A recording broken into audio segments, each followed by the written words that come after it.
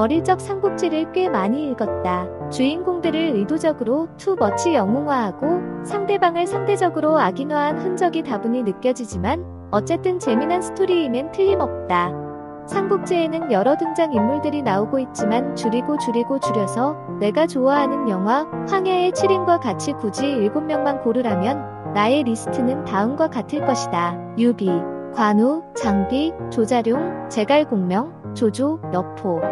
인생이 그렇듯이 스토리는 흑과 백 그리고 그레이 컬러가 존재한다. 자타공인 유비, 관우, 장비, 조자룡 그리고 제갈공명은 화이트에 속한다고 한다. 조조는 블랙이라고 한다.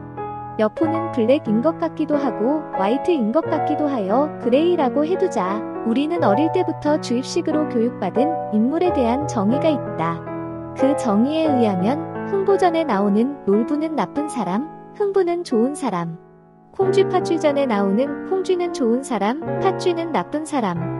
심지어 별주부전에 나오는 동물 중에도 거북이는 좋은 동물, 토끼는 나쁜 동물로 묘사되어 있다. 현대를 사는 우리들도 이런 스테레오타이프로 가득 차 있다. 모범 학생은 좋은 학생, 불량 학생은 나쁜 학생, 공부 잘하는 애는 이쁜 녀석, 공부 못하는 애는 보기 싫은 녀석, 교회 출석 잘하는 교인은 좋은 교인, 출타가 잦은 교인은 나쁜 교인, 헌금 잘 내는 교인은 믿음 좋은 교인, 헌금 잘 안 하는 교인은 믿음이 적은 교인. 어떻게 70억이라는 제각기 다른 성격과 다른 모습을 가지고 살아가는 우리들에게 절대적인 레떼루를 붙일 수가 있는가? 절대적인 구별이 필요한 몇 가지의 기준을 제외하고는 흑백 논리가 맞지 않는다. 구별과 차별은 다른 것이다. 차별은 안 되지만 구별은 필요하다. 예전에 초등학교, 그땐 국민학교 시절 새학기가 시작되면 담임선생이 생활기록부에 그 반 학생들 아버지 직업을 죄다 기입하곤 했다. 아버지 직업을 왜 알아야 할까? 곰곰이 생각해보아도 이건 두말할 것 없이 차별의 가능성이 있는 항목이다. 그래서 지금은 없어진 걸로 안다만 아닌가? 문과 이과로 나누는 건 차별이 아니라 구별이다. 학생의 취향, 성향, 재능에 맞게 구별하는 것이다. 차별이 아니다. 잡 애플리케이션을 쓸 때 미국은 섹스, 성별, 난이 없다. 차별 없이 능력을 기반으로 고용하라는 것이다. 징집할 땐 남녀를 차별이 아니라 구별을 한다. 구별하여 적재적소에 쓰겠다는 것이다. 그래도 차별의 소지가 있을 것 같으니까 징집이 아닌 자원 입대를 만들어 정원하면 여자들도 군대에 근무할 수 있게 길을 열어놓았다. 이야기가 삼천포로 빠졌는데 내가 말하고자 하는 의도는 하나님이 주신 선과 악의 절대적인 구분 이외에는 우리는 흑과 백의 이원론적 논리를 고집하지 않아야 한다는 것이다. 예전에 타주에서 직장 기러기 생활할 때 어느 교회에서 그날 처음 방문한 어떤 젊은 부부 중 여자가 흰 모자를 쓰고 예배를 드리는 것을 보았는데 내 옆에 앉은 집사와 권사 두 분께서 속삭이는 소리를 들은 적이 있다. 엄머머, 아니 자기가 뭐 탤런트라도 되나 예배드리는데 모자까지 쓰고 말이야? 모자는 탤런트만 쓰는 것인가? 그리고 예배 드릴 때는 절대적으로 모자를 쓰면 안 되는 것이라고 내가복음 3장 16절에 나와 있는가? 그러면 미국 교회 예배 때 모자 쓰고 앉아있는 미국 사람들은 죄다 탤런트들인가? 제발 흑백 차별 시각 가지지 말자. 한국의 유명한 목사님이 설교 중 다음과 같이 말씀하셨다. 청년부 가르칠 땐데 어느 날 새 청년이 들어왔는데 머리는 브라운 컬러로 염색을, 귀와 코는 링으로, 손목 부근엔 문신이 보여서 불손하고 불량하고 골치 아픈 친구가 들어왔네 라고 생각하였단다. 각설하고 나중에 이 친구가 얼마나 성실하고 믿음 좋고 책임감 있고 공부도 잘하여 인류대학 졸업하고 잘 나가는 디자인 컴퍼니에서 중책을 맡은 청년이라는 것을 알게 되었다고 한다. 너도 나도 겉만 보고는 속을 모른다. 겉만 보고 차별하지 말자. 겉만 보고 스테레오타입 가지지 말자. 돌고 돌아온 주제로 돌아가본다. 좋은 그룹프에 속하는 유비, 관우, 장비, 조자룡, 제갈공명. 그 중에 대표적 군맨이라는 미스터 유비를 생각해보자. 인덕의 군주라고 추앙받는 유비다. 그러나 그의 마음 속 깊이 감추어 놓은 야망은 그 누구도 몰랐다. 그의 일거수일투족은 다 철저히 계산된 행보였고 눈물도, 화한대소도, 다독거림도, 양보함도 큰 목적을 위한 것 모습이었다 라고 말한다면 나만의 생각인가? 머릿속엔 이미 계획이 다 서 있으나 그는 직접 거동하지 않고 의의파 관훈장과 물불돌파 돌쇠 장비에 손을 빌어 이를 도모했다.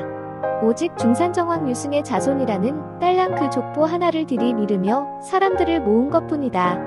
무엇이 그를 굿으로 만들었는가? 굿은 인위적인 결과여서는 안 된다. 굿은 절대적으로 가지고 태어나는 것이다. 살인자는 적성과 기부를 못하는가? 이중인격자는 이미지 관리를 못하는가? 그들이 겉으로 보이는 굿한 언행은 인위적인 머니퓰레이션일 뿐이다. 연기자의 연기와 배역이 그들의 진면목은 아니다. 연기일 뿐이다. 그 사람 속사람을 봐야 그가 흑인지 백인지를 알게 된다. 조조. 다들 조조 같은 놈, 간신 나쁜 놈이라고 한다. 그런데 조조가 만약 대한민국의 대통령이 되었다면 어떤 결과가 되었을까? 일 하나는 제대로 했을 자도 모른다. 트럼프의 아메리카 퍼스트같이 코리아 퍼스트를 내걸고 아마 장난이 아니었을 것이다. 다른 나라 사람들은 그를 강교하고 이기적이라고 하겠지만 우리는 만족할 것이다. 내 생각이다. 하다못해 애비인지 아베인지도 지 나라 위에 별 X값을 떨며가까지 쇼를 해대는데 대한민국 대통령 조조씨께선 대한민국을 위해 얼마나 갖은 기발난 방법과 수단을 동원해 목표 달성을 위해 노력할 것인가? 이것은 굿인가 배드인가? 이것은 화이트인가 블랙인가? 그래서 화이트와 블랙은 절대적인 것들을 제외하고는 절대적으로 레이블해서는 안 된다는 것이다. 그 시대의 간홍조조가 현대의 진정한 영웅이 될지 어떻게 알겠는가? 여포? 그레이로 일단 분류가 되었는데 그는 누구인가? 아마도 삼국지에서 최고의 무술 실력을 자랑하는 인물일 것이다. 관우 장비가 함께 덤벼도 그를 제압하지 못했다. 감히 그에게 1대1로 덤비는 자는 없었다. 허풍쟁이 동탁의 양아들로 시다발이 노름만 우둔하게 하다가 왕윤의 꼬임에 넘어가 그와 공모하여 초선이를 담보로 동탁을 죽였으나 한 달 만에 쫓겨나서 유비에게 신세를 지다가 약삭빠른 유비가 사실은 버린 거지만 조조와 결국 맞서다가 패망하고 처형당한 그가 여포다. 이 사람은 흑인가 백인가? 실력은 막강한데 머리가 없는 자. 이런 사람은 주인을 잘 만나야 한다. 조조랑 잘 되었으면 큰 일을 해내었을 것이다. 유비는 속안에 너무나 큰 개인적 야망이 있었기에 여포와 공존이 어려웠을 것이다. 그러나 조조는 이를 이룬 다음이라면 여포에게 큰 공존의 자리를 분명히 내어주었을 것이라고 생각한다. 기브 언드테이크. 그것이 조조의 컬러가 아닌가 생각된다. 예전에 한국을 보면 지도자급은 꼭 유비 같다. 인자하게 미소를 짓고 인간의 덕을 중요하게 여기고 그런데 유비같이 너무나 가슴속 비밀스런 신념이 너무나 강하다. 그 신념을 그 무엇과도 바꾸려 하지 않는다. 마치 그 신념을 모든 국민에게 심어주려 이 세상에 태어난 사람 같다. 지금은 신념 강한 유비보다는 철저한 계획과 대담한 추진력으로 실력자들을 등용하여 밀고 나가는 조조가 필요할지도 모른다. 그리고 지금 한국은 오합지졸 장군들이 너무 많다. 다 필요 없다. 그저 적토마 위에서 방천하극 들고 있는 그 실력 있는 퍼포머 여포같이 진짜 실력 있는 사람이 필요하다. 그런 여포 같은 전문가들이 조조 밑에서 대한민국을 위해 뛴다면 우리나라는 펄펄 날아갈 수도 있을 것이다. 그리고 제갈공명이 필요하다. 그런데 우리나라는 제갈공명이 없다.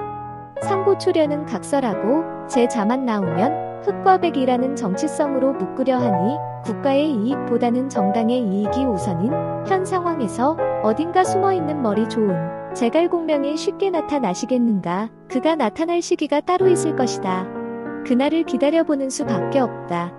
그러나 기다리다가 나는 요단강을 건널 듯하다. 하아, 나라를 위해 더 기도해야겠다. 샬롬.